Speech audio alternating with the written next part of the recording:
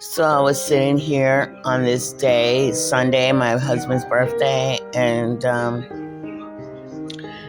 we always had another television in the other room, and I would watch my Lifetime movies in the other room and cooking, and he would watch cowboys and Indians. But seeing how his blood is also Indian, he has black, white, and Indian. His mother passed for white, and she knew that. Some black people get mad when I say the words pass for white. But why are you getting mad about it? I just want to know, why are you mad about it?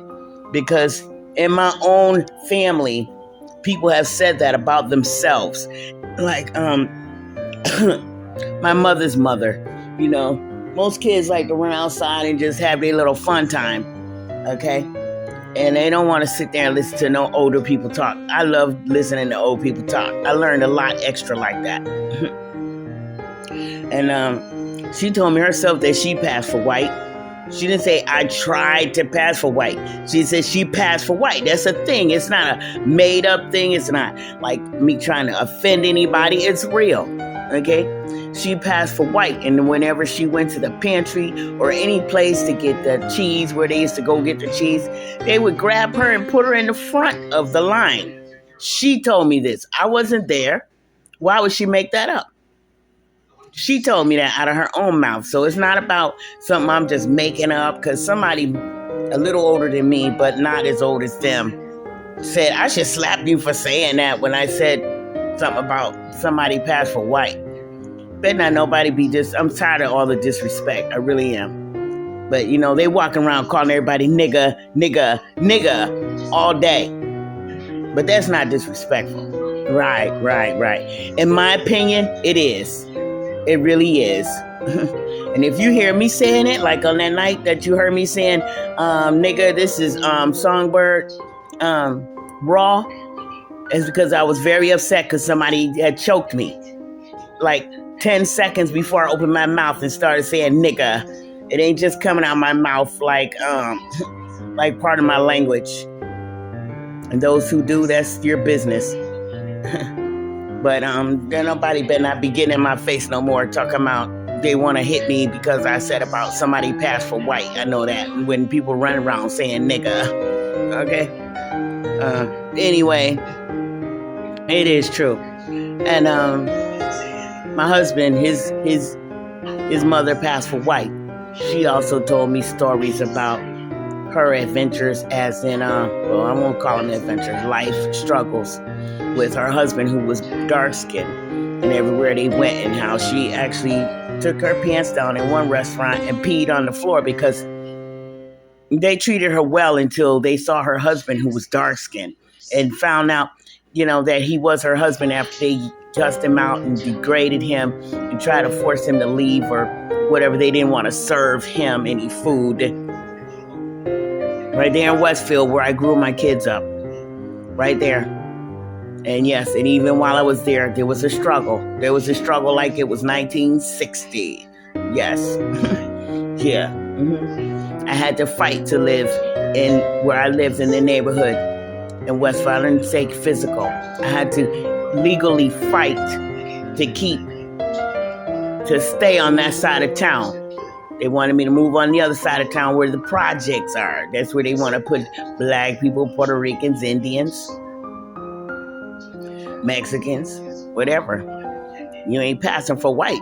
They didn't want you over there. He had a cousin that lived over on the side of town where I lived, and he passed for white because they got a lot of white blood. Hello. And my daughter was friends with their daughter. Their daughter's name was Emily. Now, she had some brown, she wasn't dark skinned, but her skin was more tanned, you know what I mean? Like caramel. Like Werther's caramel. And we all had to fight to stay on that side of town, but not his cousin so much because they passed for white. And they didn't bother him, my husband, either, because his mother's family was from Southwick, and they knew that she was white and Indian. More white and Indian than black. More white and Indian. They knew that about her, and they respected her for that. They respected her kids too. They just didn't like the darker one. They didn't like that dark skin mess going on over there. That's why they moved from Southwick over to Westfield, which was still, like it was, but Southwick's worse. Southwick is much worse. Even though I went into Southwick, it didn't stop me from going over there to the farm and getting what I needed or whatever. This film is not about prejudice. It's just about my family and my husband and his family. Now, and also this movie I'm watching is about family. What I was saying was everybody that watched Lifetime is not violent. Better not nobody talk to me like that again. Especially when I just said I like Lifetime. So what are you saying, that I'm violent? I don't like that. No. First of all, the person that said that ain't struggled like I struggled. I forgive her. She ain't never had the struggle that I've had. She admits that. Not as a child, not as a teenager, not as an adult. She has not experienced none of what I've experienced. She can't even understand how I experienced it, is what she tells me. So I'll just let that go. But I'm going to let you know, I hope you're listening to this video. People that watch Lifetime are not violent people.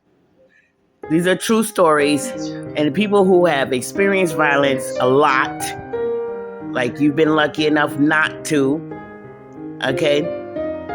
It's kind of like a healing. I'm already healed from it, but this one is about a son that was stolen. They thought he was dead. Well, supposedly he came back, but you know what? They showed him in the first 5 minutes of the movie calling somebody on the phone behind these people's back. And he's not her real son. He is not. So the uncle, her brother, wanted them to get DNA. She didn't want to get DNA. See, this is what happens when you're missing a kid. It doesn't matter if you're a male or a female. You're missing your kid. You don't know who got the kid. You know if he's dead or alive. Blah, blah, blah, blah, blah, blah, blah. Okay. You search for years, and then the search is off because you got to still live life. And nobody knows where to look. That's when the search is really over, but you never stop thinking about it. Okay? Never. What happened was, he was on the phone in the first 5 minutes calling the people he was living with, telling them that, no, they don't know that I'm not their son for real. And that he stopped the uncle. The uncle wanted to do DNA. He got all upset. Why would you get upset? Then they wanted him to go to therapy. He said, I don't need to go to therapy. I had a good life. Those people didn't beat me. They didn't do nothing bad to me. Whatever. But then the next day he starts talking about how they did stuff to him. All right? But then he didn't want to go do therapy. Why you don't want to do therapy? Why not? Why not? What you got to hide? See? Full of it. And then like, I can identify with the fact of why she didn't want to do the DNA, because she just assumed. And her brother kept saying, that doesn't look like him. Because even when you're little and you look back at young pictures, you always still can see some of that face, something, even though you matured now, whatever. That's what he said. And she's like, no, that's my son, that's my son, that's my son. She didn't want to believe that it wasn't him because, then the search would be back on, right? She'd been waiting all her life. So, of course, she didn't want to believe it wasn't him. And it wasn't him. And then his little friends came, and they came to kill the family and rob the family.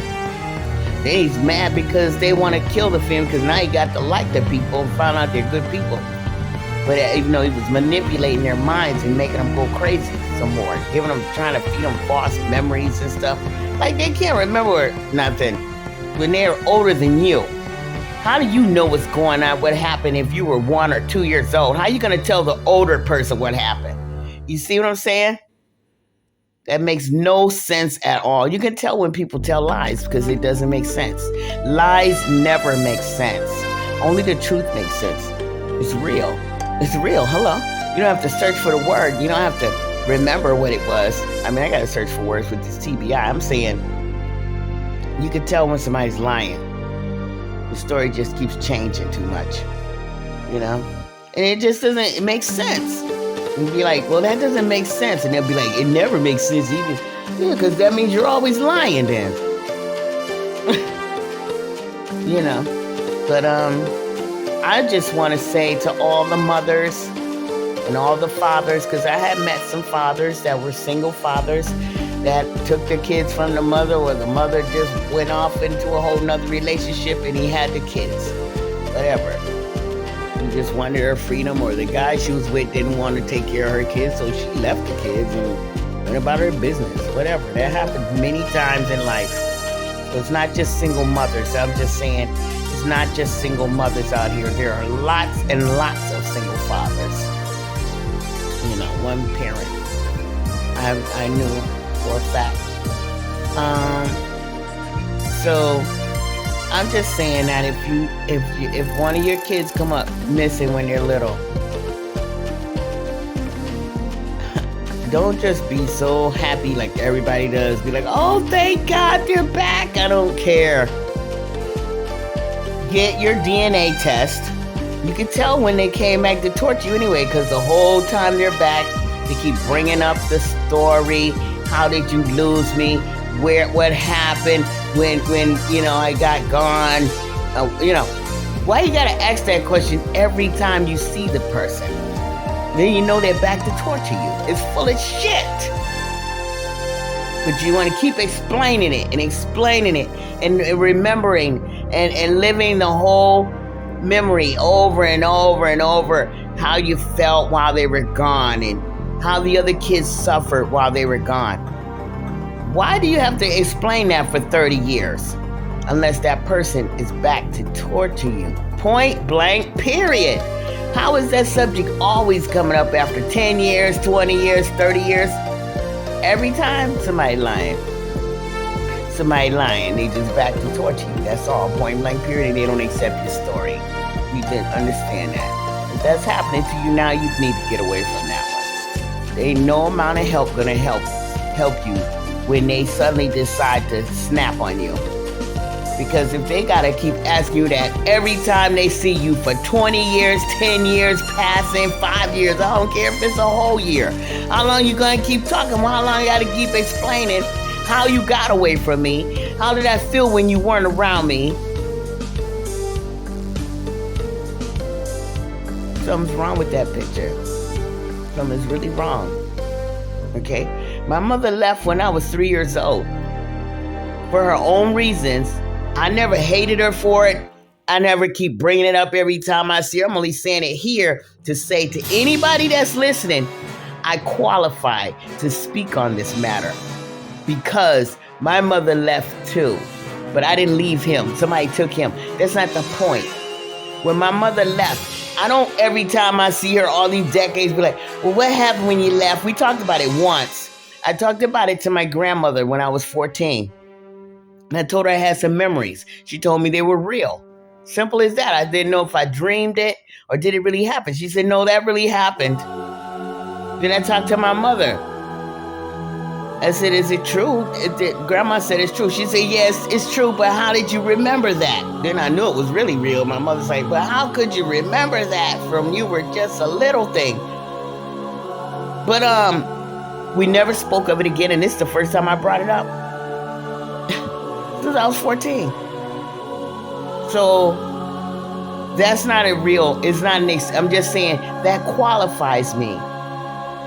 That experience is definitely does, I love my mother, but it did hold me back from really being close to people because, I'm always wondering when they're going to leave. That part is real. And when I was 24 and I told my mother about how it don't make noise when I have sex and it doesn't really thrill at me like that. And she was like, and I was laughing about it and she said, oh no, you suffer. It sounded like she was crying about it. Because she knew it had something to do with when she left. She knew that. And I told her, not to feel bad. I don't want you to feel bad about it. I was glad that I wasn't having all those extra emotions. She thought something was wrong because I wasn't having all that. I don't care. I was glad about it. Shit, just leave it alone. I didn't try to punish her and then sit there and pretend like I'm not trying to punish you. That's some psycho bull crap right there. I don't want nobody around me like that. I don't care where they came from. I don't care if they mine, yours. I don't care. I don't want nothing like that around me. Don't come around me trying to punish me. Stay out of my face. Stay away from me. Now, my brother Jay, I got him hopefully back on my mother because he was acting kind of shy about, not shy, just cold towards my mother because when she left, she didn't just leave me. There was two others. There was me and my two brothers. She had her reasons. I remember the blood in the car. I remember that. I remember when my stepfather hit her so hard that every white seat in that red convertible we had turned red.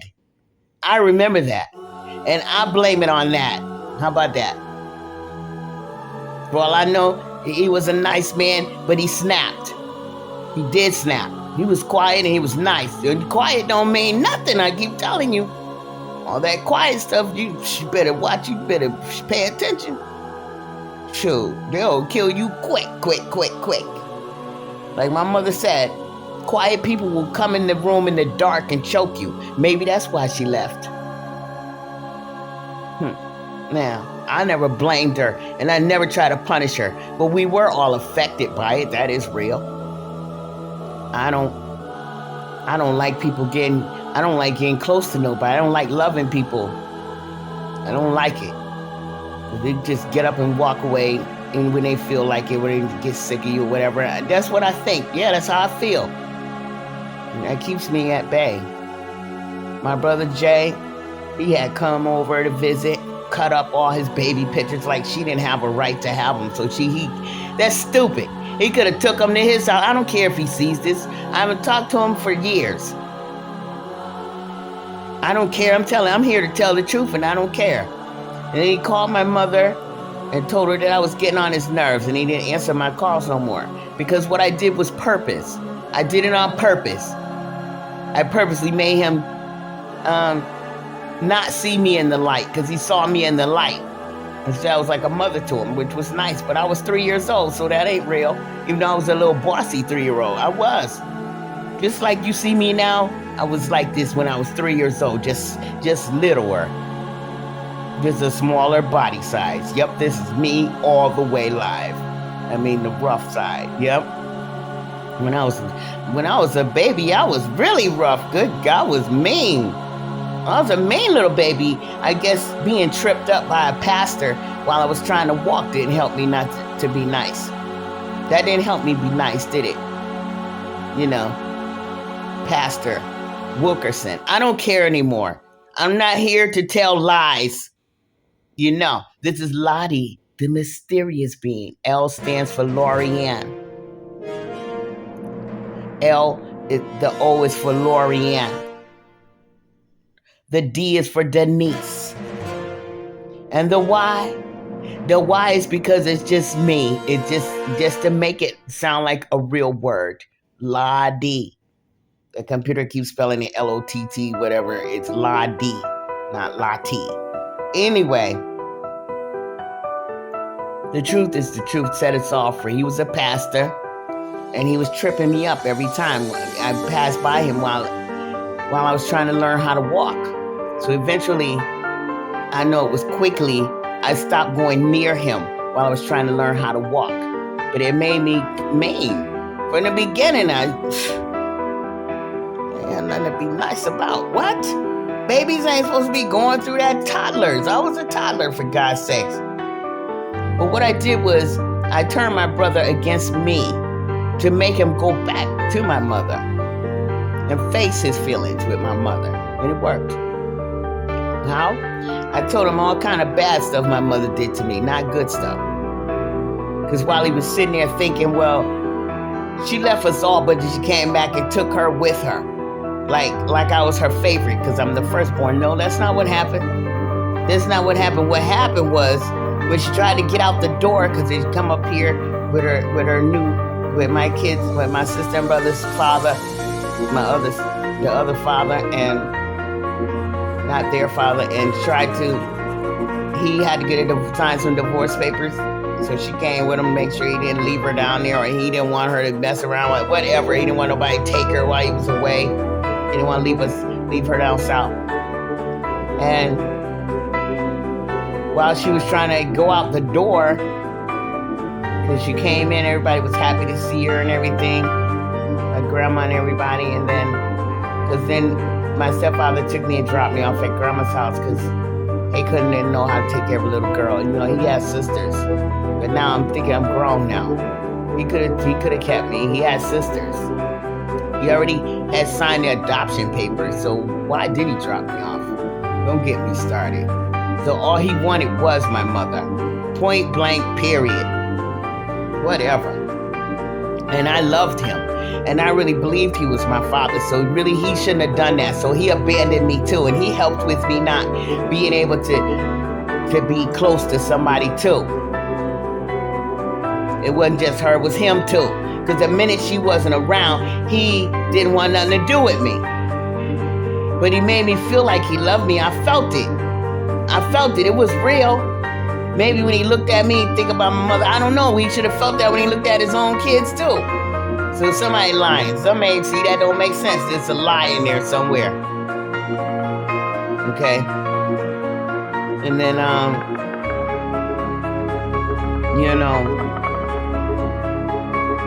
when she got ready to go after they were all rejoicing about how happy they were to see my mom, and she was still a teenager too. She was trying to get out the door, and I was holding on to her legs, and she was trying to get me off her legs, and I was holding on to her legs. I mean, I had my legs wrapped around her ankles, and my arms wrapped around the top of her, where her knees were, and she couldn't get me off. She was trying everything to get me off of her. I was on her like super glue, and then I started crying and screaming and saying, please don't leave. And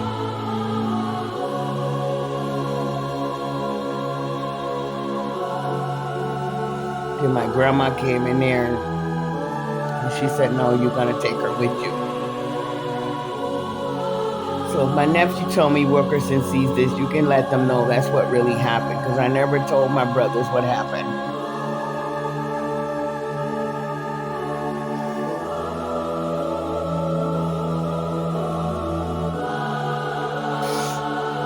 But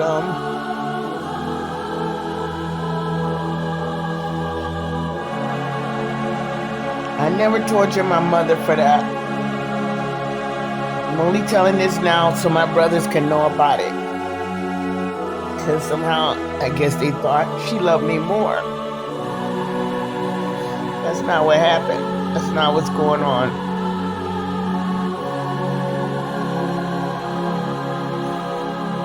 But if anybody's missing any kids, and if it's been more than a decade, you better just leave them where they at, unless you feel like they're being tortured real bad or hurt or abused, and you want to settle your mind.